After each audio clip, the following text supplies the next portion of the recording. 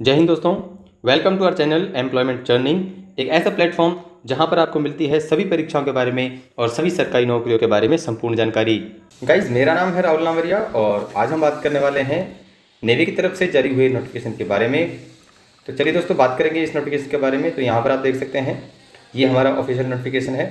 Government of India ministry of defence की तरफ से नोटिफिकेशन जारी कर दिया गया है। Advertisement number 02/2022, recruitment of civilian personal in Indian navy 2022, headquarters western naval command Mumbai. ये यहाँ पे नेवी की तरफ से नोटिफिकेशन जारी किया गया है, जिसमें वेरियस पोस्ट, अलग अलग पोस्ट दी हुई हैं।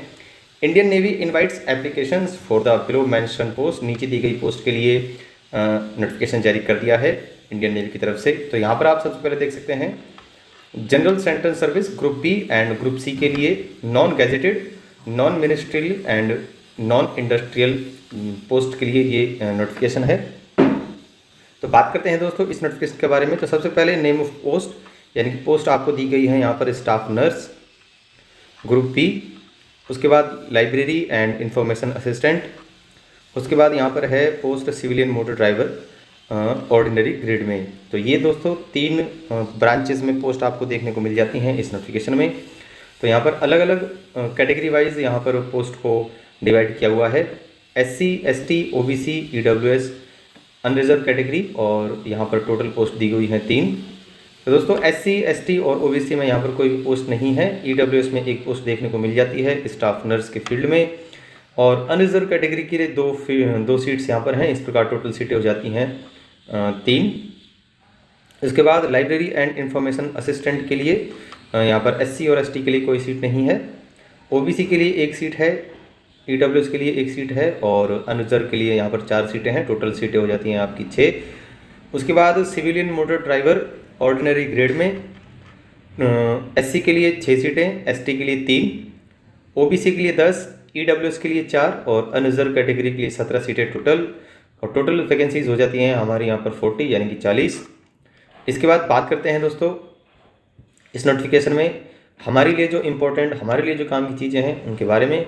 तो सबसे पहले बात करेंगे रिजर्वेशन के बारे में। तो आपको SC, ST, OBC और EWS कैटेगरी के लिए रिजर्वेशन देखने को मिल जाता है। उसके बाद एज रिलैक्सेशन के बारे में हम चर्चा करते हैं। तो यहाँ पर अगर आप स्टाफ नर्स के लिए अप्लाई कर रहे हैं तो आपकी आयु 18 और 45 वर्ष के बीच में होनी चाहिए। एजुकेशन क्वालिफिकेशंस में आपको 10वीं पास होना चाहिए या फिर उसके समकक्ष कोई परीक्षा पास होनी चाहिए। उसके बाद आपके पास होना चाहिए certificate of training in an approved hospital as a nurse, यानी कि किसी भी एक अप्रूव्ड हॉस्पिटल में, एक प्रतिष्ठित हॉस्पिटल में आपने नर्स के तौर पर काम किया हो, उसका सर्टिफिकेट आपके पास होना चाहिए। साथ ही आपके पास registered as a fully trained nurse, पूरी तरह से ट्रेनिंग की हुई नर्स का आपके पास रजिस्ट्रेशन होना चाहिए, ऐसा सर्टिफिकेट आपके पास होना चाहिए। और जो डिज़ायरेबल है वो क्या रहेगा, नॉलेज ऑफ हिंदी और लोकल लैंग्वेज, यानी कि हिंदी भाषा का ज्ञान और क्षेत्रीय भाषा का ज्ञान आपके पास होना चाहिए।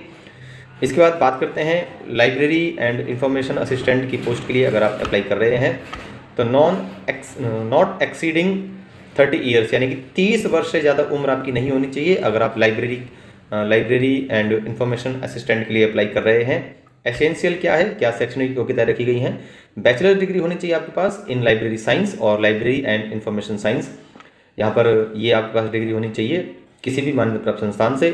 उसके बाद 2 साल का आपके पास प्रोफेशनल एक्सपीरियंस होना चाहिए इन ए लाइब्रेरी अंडर द सेंट्रल और स्टेट गवर्नमेंट, यानी कि केंद्रीय सरकार और या फिर राज्य सरकार के अंतर्गत, राज्य सरकार के अंदर अगर आपने कोई भी प्रोफेशनल एक्सपीरियंस लिया है तो वो आपके पास होना चाहिए एक सर्टिफिकेट के रूप में। डिज़ायरेबल क्या रहेगा, diploma in computer application, computer application में आपके पास डिप्लोमा होना चाहिए फ्रॉम रिकॉग्नाइज्ड यूनिवर्सिटी और इंस्टीट्यूट, किसी भी मान्यता प्राप्त संस्थान से। सिविलियन मोटर ड्राइवर के लिए अगर आप अप्लाई कर रहे हैं तो आपकी उम्र होनी चाहिए 18 और 25 वर्ष के बीच में। एसेंशियल क्वालिफिकेशंस क्या रखी गई हैं, 10वीं पास होना चाहिए आपको किसी भी मान्यता प्राप्त संस्थान से। Knowledge of first line maintenance, और आपके पास फर्स्ट लाइन मेंटेनेंस का नॉलेज होना चाहिए, जानकारी होनी चाहिए। मस्ट पोसेस ए ड्राइविंग लाइसेंस, आपके पास ड्राइविंग लाइसेंस जरूर होना चाहिए। ए हैवी मोटर व्हीकल, यानी कि किसी HMVS व्हीकल का, और 1 ईयर प्रैक्टिकल एक्सपीरियंस होना चाहिए आपके पास हैवी मोटर व्हीकल ड्राइविंग में आपके पास एक एक्सपीरियंस सर्टिफिकेट होना चाहिए। उसके बाद बात करते हैं दोस्तों इस नोटिफिकेशन में आगे। तो एज रिलैक्शन के बारे में बात करते चुके हैं। एज रिलैक्शन आपको कैटेगरी वाइज दिया जाएगा। अगर आप बिलोंग करते हैं एससी और एसटी कैटेगरी से तो आपको 5 साल की छूट यहाँ पर मिल जाती है। ओबीसी से अगर आप बिलोंग करते हैं तो 3 साल की छूट आपको देखने को मिलेगी।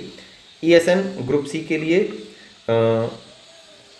3 साल की छूट यहाँ पर देखने को मिल जाती है। उसके बाद अदर कैटेगरीज के लिए यहाँ पर छूट दी हुई है। पीडब्ल्यूडी कैटेगरी के लिए, पीडब्ल्यूडी कैटेगरी में अगर आप अनरिजर्व कैटेगरी से आते हैं तो आपको 10 साल की छूट है। पीडब्ल्यूडी कैटेगरी में अगर आप ईडब्ल्यूएस कैटेगरी से आते हैं तो 13 साल की छूट आपको दी जाती है। एससी एसटी कैटेगरी से अगर आप आ रहे हैं और आप पीडब्ल्यूडी पर्सन हैं तो आपके पास आपको 15 साल की छूट यहाँ पर देखने को मिल जाती है। क्रूशियल डेट यहाँ पर जो संभावित तिथि है वो क्या रहेगी? संभावित तिथि the age limit will be the closing date. जो क्लोजिंग डेट रहेगी वो एज लिमिट्स के अनुसार रहेगी। उसके बाद मोड ऑफ सिलेक्शन का मोड क्या रहने वाला है, क्या प्रक्रिया होगी? शॉर्ट लिस्टिंग ऑफ एप्लीकेशंस, यानी कि जो भी अभ्यर्थी होंगे उनको शॉर्ट लिस्ट किया जाएगा। उसके बाद आपका रिटन एग्जाम होगा। रिटन एग्जाम में आपको ये सब्जेक्ट देखने को मिलेंगे: general English, numerical ability, logical reasoning, general awareness और अवेयरनेस इन रिलेवेंट ट्रेड, यानी कि जिस पोस्ट से आप अप्लाई कर रहे हैं उससे संबंधित प्रश्न पूछे जाएंगे। जनरल इंग्लिश के टोटल क्वेश्चंस रहेंगे 15, numerical ability and logical reasoning के 15 क्वेश्चंस रहेंगे, जनरल अवेयरनेस के टोटल क्वेश्चंस रहेंगे 20, और जिस ट्रेड से आप अप्लाई कर रहे हैं उसके टोटल क्वेश्चंस रहेंगे 50। इसके प्रकार आपके टोटल क्वेश्चंस भी हो जाते हैं 100 क्वेश्चंस हो जाएंगे आपके। ड्राइविंग टेस्ट आपको देना होगा, ये आपका प्रक्रिया में शामिल है। उसके बाद इंडिकेटिव सिलेबस ऑफ एग्जामिनेशन के लिए सिलेबस दिया हुआ है, यहाँ पर आप चेक कर सकते हैं। जनरल इंटेलिजेंस और अवेयरनेस में ये आपको अलग अलग सिलेबस, यहाँ पर अलग अलग टॉपिक्स देखने को मिल जाएंगे। उसके बाद इंग्लिश लैंग्वेज में भी न्यूमेरिकल एप्टीट्यूड और नॉलेज ऑफ ट्रेड, यहाँ पर अलग अलग क्वेश्चंस हैं।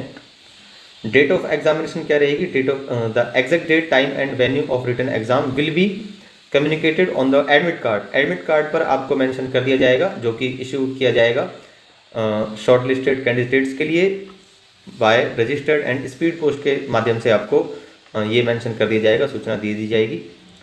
उसके बाद डॉक्यूमेंट्स वेरिफिकेशन के लिए आपको बुला लिया जाएगा अगर आप एग्ज़ाम क्लियर करते हैं। Opening and closing date for offline application, याद रखिएगा दोस्तों, ये जो आप आवेदन करेंगे ये ऑफलाइन रहेंगे, ऑनलाइन आवेदन नहीं रहेंगे। और जो आपको समय दिया जाएगा वो दिया जाएगा 21 दिन के अंदर। जब से डेट स्टार्ट हो जाएगी तो 21 दिन का समय आपको दिया जाएगा। इसके बाद हम बात करेंगे इस नोटिफिकेशन में आगे।